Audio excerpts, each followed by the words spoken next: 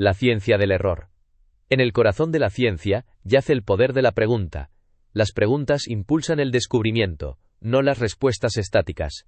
Aunque las respuestas pueden evolucionar con el tiempo, las preguntas persisten como las vigas estructurales de este magnífico edificio del conocimiento. La ciencia no se basa en la verdad absoluta, sino en un enfoque metódico de lo incorrecto.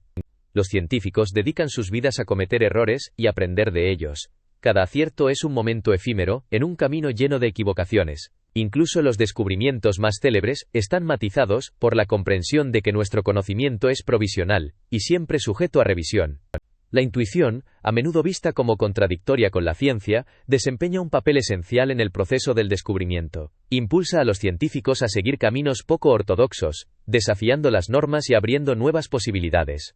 Sin la voluntad de aventurarse en lo desconocido, los nuevos descubrimientos serían esquivos. El descubrimiento de la antimateria, por ejemplo, fue el resultado de la brillantez de Paul Dirac. Desafiando la lógica, Dirac predijo la existencia de una forma de materia con energía negativa. Aunque inicialmente ignorado, su ecuación finalmente condujo a la observación del positrón, la antimateria del electrón. Hoy, este conocimiento salva vidas a través de la tecnología PET.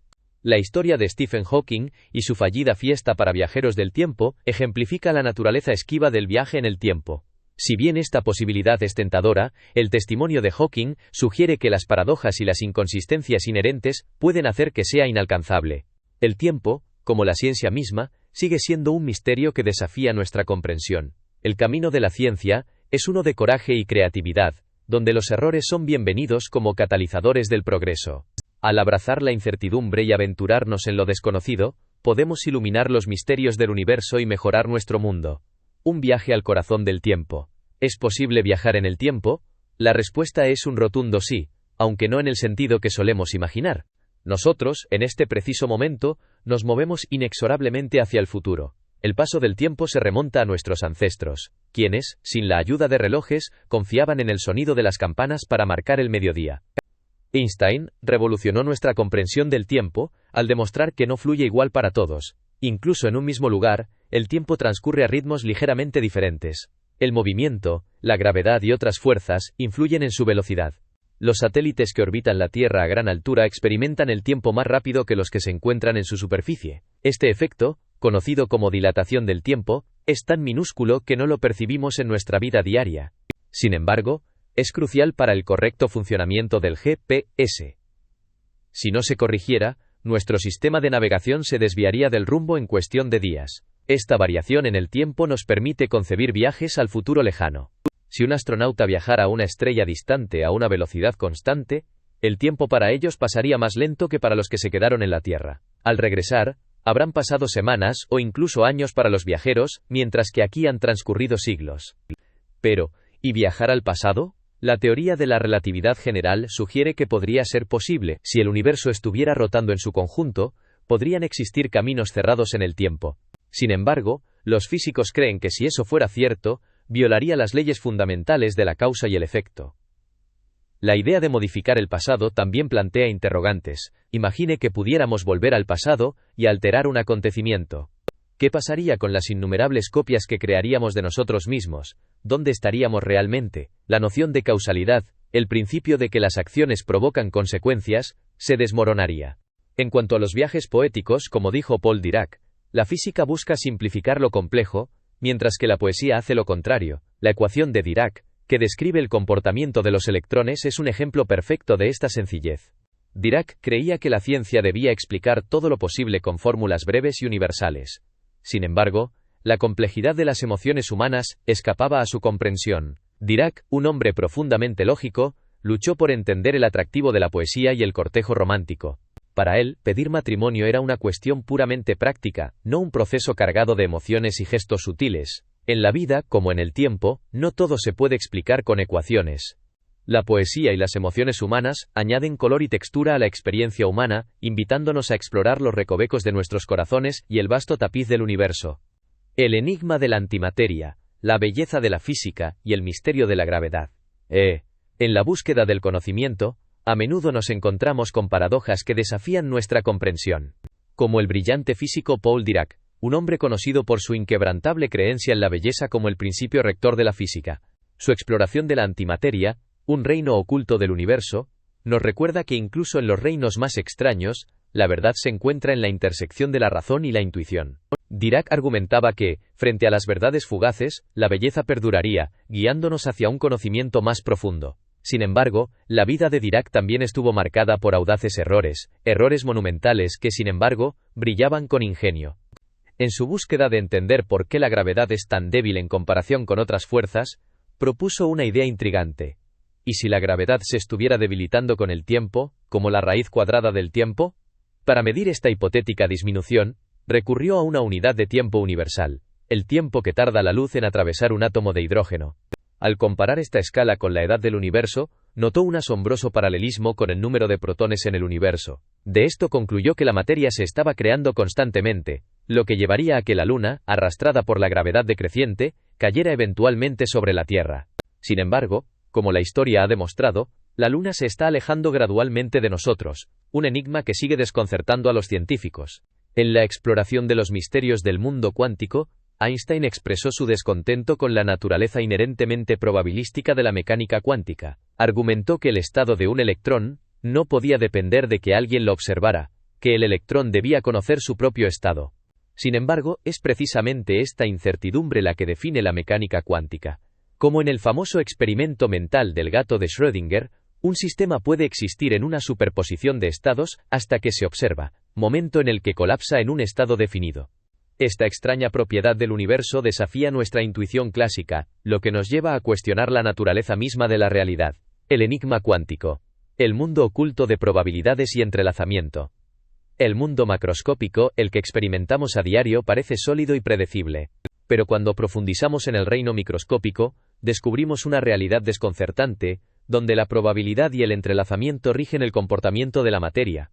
La mecánica cuántica, la teoría que describe el mundo subatómico, revela que las partículas pueden coexistir en múltiples estados a la vez. No es que ignoremos su estado, como en el lanzamiento de una moneda, sino que las partículas mismas ignoran su propio estado. Este concepto desafía nuestra intuición clásica. Einstein, un escéptico de la mecánica cuántica, propuso un experimento mental para refutar su naturaleza probabilística. Argumentó que si una partícula se divide en dos, las propiedades de una partícula deberían determinar las de la otra, violando la relatividad porque la información viajaría instantáneamente entre ellas. Sin embargo, un físico astuto llamado John Stuart Bell encontró una forma de resolver la paradoja.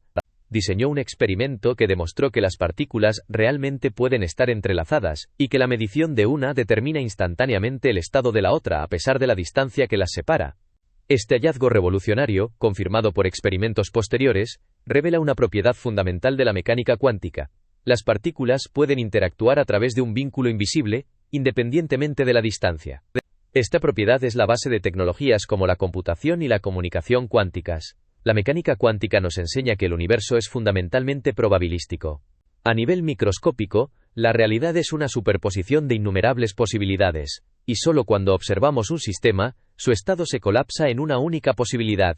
Esta naturaleza elusiva de la realidad plantea interrogantes profundos sobre la naturaleza del universo y nuestra comprensión del mismo. Nos obliga a cuestionar nuestras suposiciones clásicas y abrazar un mundo donde la probabilidad y el entrelazamiento juegan un papel fundamental en la configuración de nuestra realidad. Como muestran los experimentos de Bell, la física continúa desafiando nuestros límites de conocimiento y brindándonos una nueva comprensión de la naturaleza fundamental de nuestro universo. Es un testimonio del ingenio humano que podamos descifrar los enigmas de la mecánica cuántica, ampliando nuestra comprensión del mundo que nos rodea. La paradoja del cielo nocturno.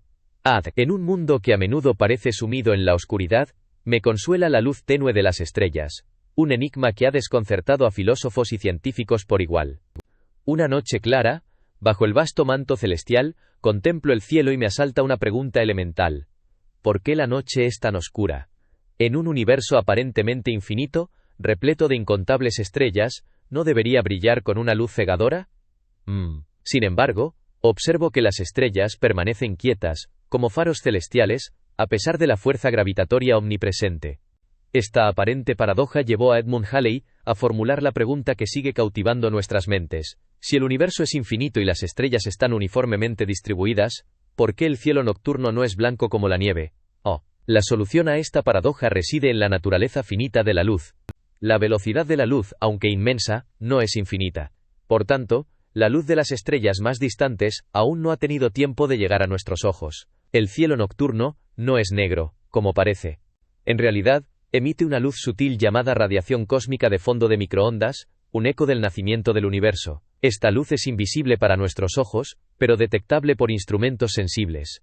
La oscuridad del cielo nocturno es un testimonio de la edad finita del cosmos, una historia grabada en la tela del espacio. El universo no ha existido desde siempre, sino que nació en un momento determinado, dando lugar a las innumerables estrellas que observamos hoy.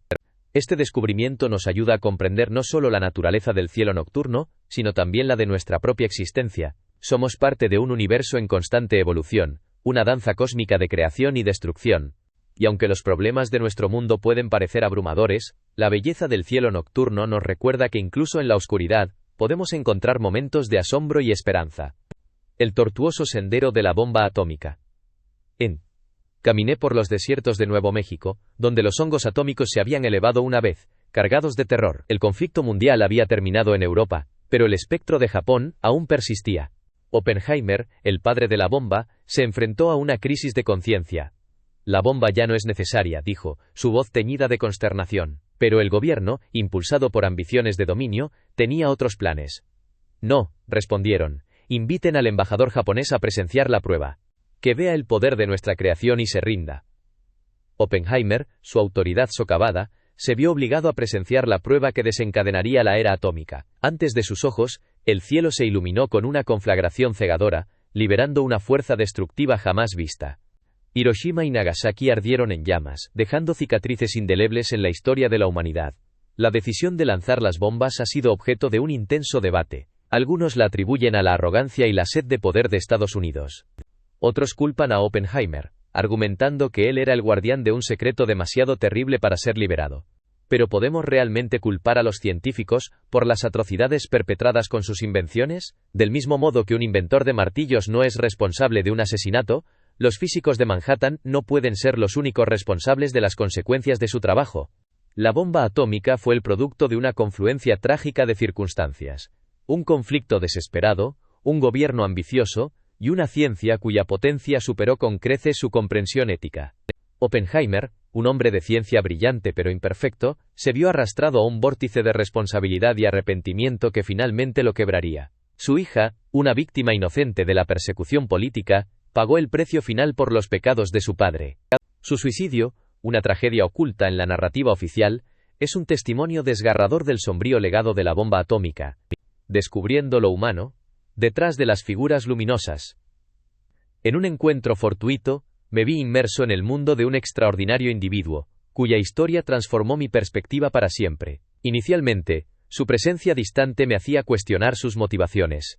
Sin embargo, al acercarme a él, me reveló una insospechada profundidad de carácter. Su inquebrantable determinación y su capacidad de sobreponerse a las adversidades eran asombrosas.